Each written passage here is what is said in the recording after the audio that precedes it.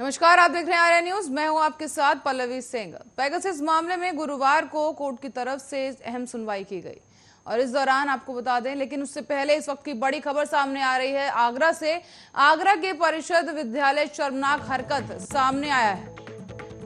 बता दें कि परिषदीय विद्यालय में एक शर्मनाक हरकत सामने आई, जहां परिषदीय विद्यालय में शिक्षकों की डांस पार्टी हो रही थी और बच्चों को पढ़ाने की जगह डांस का लुत्फ उठाया जा रहा था। फिल्मों के गानों की धुन पर डांस कर रही थी शिक्षिका, साथ ही स्टाफ शिक्षिका के साथ डांस का लुत्फ उठा रहा था। बड़ी खबर इस वक्त की आपको बता रहे हैं। एक वीडियो वायरल हुआ है जिसमें स्कूल प्रेमिसेस में शिक्षकों के डांस का वीडियो सामने आया, जहां पर साथ ही शिक्षिका डांस का लुत्फ उठा रही थी और बच्चे वहां पर बैठे हुए थे। आगरा के परिषदीय विद्यालय से ये शर्मनाक हरकत सामने आई है। फिल्मी गानों की धुन पर शिक्षक नाचते हुए नजर आए। परिषदीय विद्यालय में शिक्षकों की डांस पार्टी का ये वीडियो वायरल हुआ है।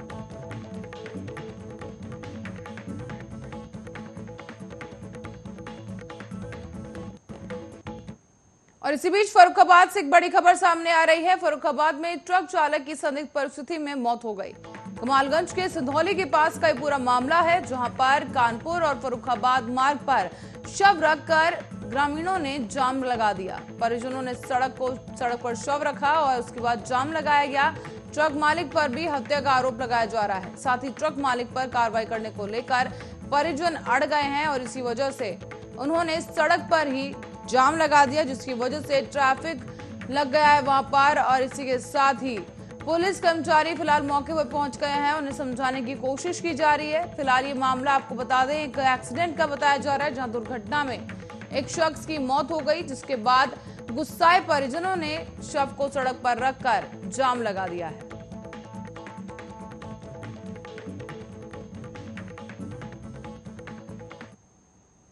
और इसी बीच भारत सरकार के दबाव में अब ब्रिटेन ने बुधवार को कोविशील्ड वैक्सीन को अपने अपडेट अंतर्राष्ट्रीय यात्रा निर्देशों में शामिल तो कर लिया है, लेकिन अभी भी भारतीय यात्रियों को ब्रिटेन में 10 दिन क्वारंटाइन रहना होगा।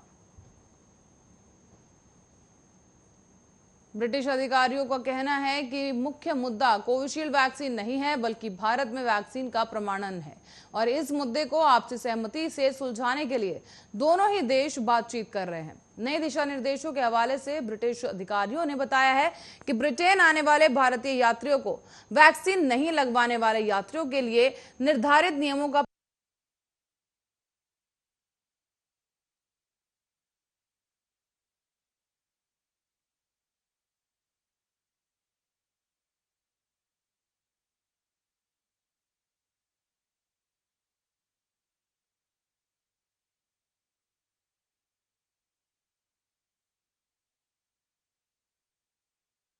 देने के बावजूद ब्रिटेन ने भारत को अब भी उन देशों की सूची में शामिल नहीं किया है जिनके वैक्सीन लगवा चुके यात्रियों को उसने कोरोना पाबंदियों से छूट दी है।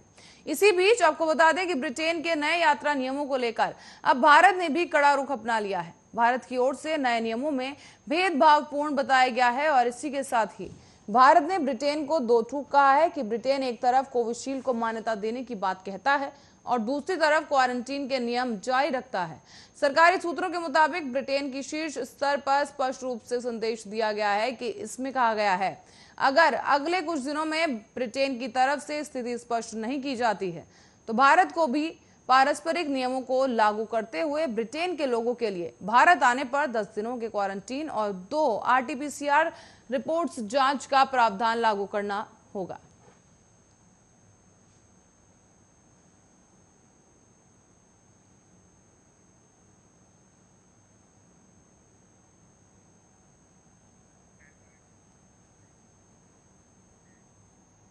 पेगासस मामले में गुरुवार को सुनवाई की गई। इस दौरान सुप्रीम कोर्ट ने कहा है कि अब वो इस पूरे मामले पर अगले हफ्ते तक एक आदेश पारित करेंगे, जहां पर सुनवाई के दौरान CJI NV रमन्ना ने कहा है कि सुप्रीम कोर्ट तकनीकी विशेषज्ञों की एक कमेटी बनाने के लिए तैयार हो चुका है। दरअसल पेगासस जासूसी मामले में सुप्रीम कोर्ट ने एक कमेटी बनाने का फैसला लिया है। इस मामले में एक कमेटी बनाई जाएगी जिसमें टेक्निकल एक्सपर्ट्स मौजूद होंगे और कोर्ट ने गुरुवार को सुनवाई के दौरान कहा है कि एक हफ्ते के अंदर ही इस कमेटी का ऐलान कर दिया जाएगा।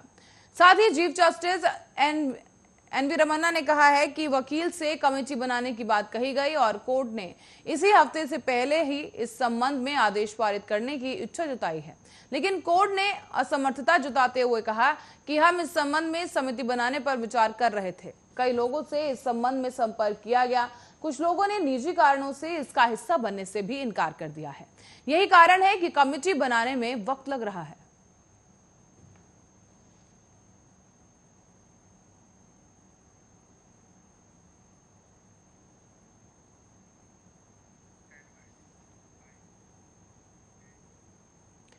और पंजाब में मुख्यमंत्री अब चरणजीत सिंह चुन्नी है, इसीलिए पंजाब सरकार ने राज्य के स्वामित्व वाली पीआरटीसी की बसों से पूर्व मुख्यमंत्री अमरिंदर सिंह की तस्वीरों वाले पोस्टर हटाने के निर्देश जारी कर दिए हैं। चरणजीत सिंह चुन्नी ने सोमवार को ही सिंह की जगह राज्य के मुख्यमंत्री का पदभार संभाला था और इसी बीच सरकारी बसों पर अब मुख्यमंत्री की तस्वीरों वाले पोस्टर चिपकाए जाते हैं। ये पोस्टर राज्य सरकार की कल्याणकारी योजनाओं और उपलब्धियों का बखान करते हैं। साथ ही जनसंपर्क विभाग के निदेशक द्वारा सोमवार को पटियाला में पेप्सू सड़क परिवहन निगम यानी पीआरटीसी को पूर्व मुख्यमंत्री के पोस्टर हटाने का एक पत्र जारी किया गया है। साथ ही आपको बता दें कि सीएम पद से इस्तीफा देने के बाद अब कैप्टन अमरिंदर सिंह आर पार की लड़ाई के मूड में नजर आ रहे हैं। कैप्टन ने न सिर्फ नवजोत सिंह सिद्धू के खिलाफ मजबूत उम्मीदवार उतारने का ऐलान कर दिया, बल्कि यह भी कहा गया कि वो मुख्यमंत्री न बने इसके लिए कोई भी कुर्बानी देने को तैयार है। इतना ही नहीं, उन्होंने राहुल गांधी और प्रियंका गांधी को अनुभवहीन बताते हुए कहा कि उनके सलाहकार उन्हें गुमराह कर रहे हैं।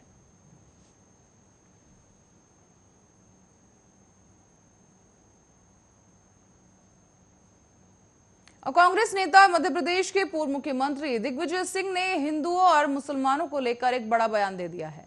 इसके साथ ही उन्होंने इस बयान से राजनीति भी अब गर्मा सकती है। दिग्विजय सिंह का कहना है कि जिस प्रकार से जनसंख्या की जन्म दर घट रही है, साल 2028 तक हिंदू और मुसलमान की जन्म दर बराबर हो जाएगी। मध्य प्रदेश के धरोहर में किसान पदयात्रा कार्यक्रम के समापन के दौरान टाउन हॉल में दिग्विजय सिंह ने कहा कि ये कहते हुए मुसलमान 4-4 बीवी कर लेते हैं, दर्जनों बच्चे पैदा कर लेते हैं और 10-20 साल बाद मुसलमान बहुसंख्यक हो जाएंगे और हिंदू अल्पसंख्यक हो जाएंगे। मैं चुनौती देता हूं, जो भी मुझसे चर्चा करना चाहे कर ले। सिंह ने आगे कहा कि एक स्टडी से यह पता चलता है कि देश में हिंदुओं के मुकाबले मुसलमानों की जो जन्म दर है वो लगातार घट रही है। 1951 से लेकर आज तक मुसलमानों की जो जन्म दर है जितनी तेजी से घट रही है, उतनी तेजी से हिंदुओं की जन्म दर नहीं घटी है। लेकिन आज भी मुसलमानों की जन्म दर 2.7 है और हिंदुओं की 2.3, यानी कि परिवार में 2.3 परिवार आ जाता है और उनका 2.7 है। लेकिन जिस प्रकार से जनसंख्या की जन्म दर घट रही है, 2028 तक हिंदुओं की मुसलमानों की जन्म दर बराबर हो जाएगी और उस समय पूरे देश में जनसंख्या स्थिर हो जाएगी। जो भी बढ़ोतरी होगी वो 2028 तक होगी और उसके बाद होगी। साथ ही दिग्विजय सिंह ने पीएम मोदी और असदुद्दीन ओवैसी पर भी निशाना साधा। उन्होंने कहा कि आज खतरा बताकर हिंदुओं को गुमराह किया जाता है और दूसरी तरफ एक ओवैसी साहब हैं जो मुसलमानों को खतरा बताकर वोट कमाना चाहते हैं। नरेंद्र मोदी जी हिंदुओं को खतरा बताते हैं, ओवैसी जी मुसलमानों को खतरा बताते हैं। ना हिंदुओं को खतरा है और ना ही मुसलमानों को खतरा है। खतरा है तो मोदी जी और ओवैसी को खतरा है।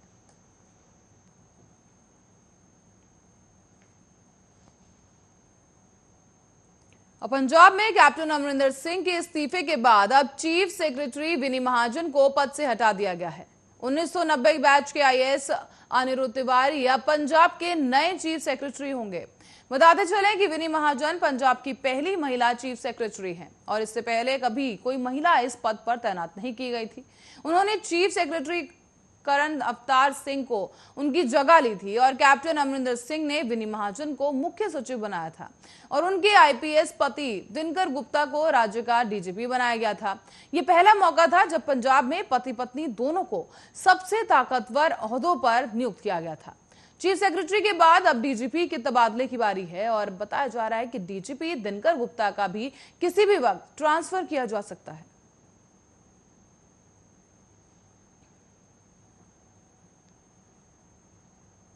खबर यूपी से है, जहां यूपी में महिलाओं के खिलाफ बढ़ते अपराध थमने का नाम नहीं ले रहे। ताजा मामला मुजफ्फरनगर जिले का है, जहां मुजफ्फरनगर में 16 साल की किशोरी के साथ गैंगरेप का मामला सामने आया। आरोप है कि 3 युवकों ने हथियार के बल पर किशोरी के साथ गैंगरेप किया। इस घटना के बाद इलाके में हड़कंप मच गया है, तो वहीं पुलिस इस पूरे मामले की तफ्तीश में जुट गई। पुलिस ने गुरुवार को बताया है कि ये लोग लड़की को बंदूक का डर दिखाकर एक जंगल में ले गए, जहां घटना बुधवार की है। और जब लड़की कूड़ा फेंकने जा रही थी, उस दौरान उन्होंने बताया कि आरोपी दुष्कर्म के बाद लड़की को जंगल में ही छोड़कर चले गए। लड़की के परिवार के एक सदस्य ने उसे बचाया, जो उसके घर न लौटने के बाद उसकी तलाश में निकला था। आगे पुलिस ने कहा है कि दर्ज कराई गई शिकायत के अनुसार अब आरोपियों ने लड़की के परिवार के सदस्यों पर हमला भी किया है। पुलिस ने एक अधिकारी ने बताया है कि आरोपियों के खिलाफ मामला दर्ज कर लिया गया है और जल्द ही आरोपियों की पहचान राजीव, गुड्डू, आशु के रूप में की गई है।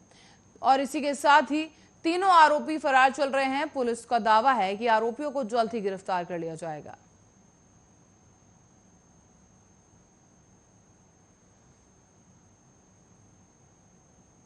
राजस्थान की राजधानी जयपुर में ठगी का एक अनोखा मामला सामने आया है। इस दौरान 2 ठग एक व्यापारी को डॉलर्स का झांसा देकर 5 लाख रुपए की ठगी कर फरार हो गए। ठगों ने व्यापारी से 5 लाख रुपए और डॉलर के नाम पर एक थैला पकड़ा गया। व्यापारी ने जब थैला खोला तो उसमें कचरा मिला। ये देखकर व्यापारी के सर से जमीन उतर गई और सर पकड़ लिया व्यापारी ने। इस संबंध में सर्कल थाने में ठगों के खिलाफ मामला दर्ज भी कराया गया और पुलिस ने इस पूरे मामले में जांच शुरू कर दी है और आरोपियों की तलाश की जा रही है। इसी मुताबिक ठगी के शिकार हुए परिवादी अमरदीप की वैशाली नगर में मेडिकल की एक दुकान है और पिछले दिनों ही उसकी दुकान पर 2 लड़के आए और अमरदीप को झांसा देते हुए बताया कि उनके पास कुछ डॉलर्स रखे हुए हैं। लड़कों ने अमरदीप को अपनी बातों में लेते हुए कहा कि वो जहां काम करते थे उसके मकान मालिक की मौत हो गई, वहीं से उनके हाथ ये डॉलर्स लगे हैं, लेकिन वो डॉलर्स को बदलवा नहीं पा रहे। लड़के 2 दिनों तक अमरदीप से संपर्क करते रहे और आखिरकार उसे ठग कर फरार हो गए।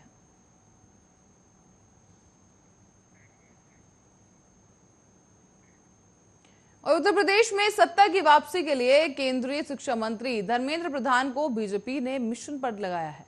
उन्होंने आते ही अपने साथी सह प्रभारियों को क्षेत्रवार जिम्मेदारी सौंप दी और यूपी के चुनाव प्रभारी बनाए जाने के बाद अपने 7 साथियों के साथ लखनऊ आए और प्रधान ने सरकार और संगठन की थाह ली है। इस दौरान केंद्रीय सूचना और प्रसारण और युवा मामले और खेल मंत्री और सह चुनाव प्रभारी अनुराग ठाकुर भी राज्य के युवा वोटरों से जुड़ेंगे। इसके अलावा वो प्रिंट और इलेक्ट्रॉनिक मीडिया के साथ ही सोशल मीडिया में चलने वाले चुनावी कैंपेन की भी कमान संभालेंगे। इसी बीच आपको बता दें कि आईटी का भी जिम्मा उन्हीं पर होगा और युवा मतदाताओं को रिझाने की जिम्मेदारी भी उन्हें दी गई है। असल में अनुराग ठाकुर को जो जिम्मा सौंपा गया है, मोदी मंत्रिमंडल में उन विभागों की कमान भी उन्हीं के पास है। ऐसे में वो युवाओं को बेहतर ढंग से और केंद्र और राज्य की मौजूदा और भविष्य की योजनाओं को समझा सकेंगे। ये प्रभारियों की जिम्मेदारी तय करते हैं समय सामाजिक और क्षेत्रीय समीकरण का ध्यान रखा गया है। जैसे पश्चिम में चल रहे किसान आंदोलन की धार को कूंद करने के लिए जाट बिरादरी के कैप्टन अभिमन्यु को पश्चिम की कमान मिली है, उसी प्रकार अर्जुन राम मेघवाल को राजस्थानी कनेक्शन के कारण ब्रिज की जिम्मेदारी मिली है। विवेक ठाकुर को पूर्वांचल का जिम्मा दिया गया, तो वहीं सभी नेताओं के अनुभवों को पार्टी भरपूर उपयोग करना चाह रही है। ऐसे में चुनाव प्रभारी धर्मेंद्र प्रधान का कहना है कि केंद्र की राजनीति में यूपी का अच्छा दखल होता है। एक बार फिर से 2022 के लिए हमें पूरी ताकत से जुटना होगा। प्रदेश अध्यक्ष स्वतंत्र देव सिंह का भी कहना है कि पार्टी के अभियानों और कार्यक्रमों की चर्चा हो चुकी है।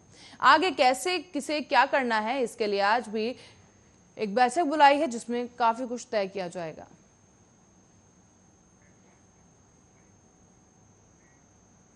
भारत में एक बार फिर से कोरोना मामले एक दिन में 30,000 के आंकड़े को पार कर गए। स्वास्थ्य मंत्रालय की ओर से सुबह जारी किए गए आंकड़ों के अनुसार पिछले 24 घंटे में 31,923 कोरोना केस सामने आए हैं।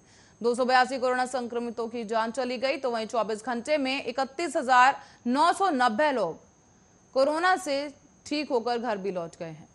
साथ ही आपको बता दें कि देश में कोरोना की स्थिति पर लगातार नजर बनाई गई है और इसी बीच 31,990 लोग कोरोना से ठीक होकर घर लौटे हैं, यानी कि कुल मामलों को देखा जाए तो 349 एक्टिव केस कम हो गए हैं। हालांकि कुल कोरोना एक्टिव केस की संख्या 187 के बाद सबसे कम हुई है। कोरोना महामारी की शुरुआत से लेकर अब तक कुल 3,35,63,000 लोग संक्रमित हुए। इनमें से 4,40,50 लोगों की मौत भी हो चुकी है। हालांकि अच्छी बात यह रही कि अब तक 3,28,15,000 लोग ठीक होकर घर लौट चुके हैं।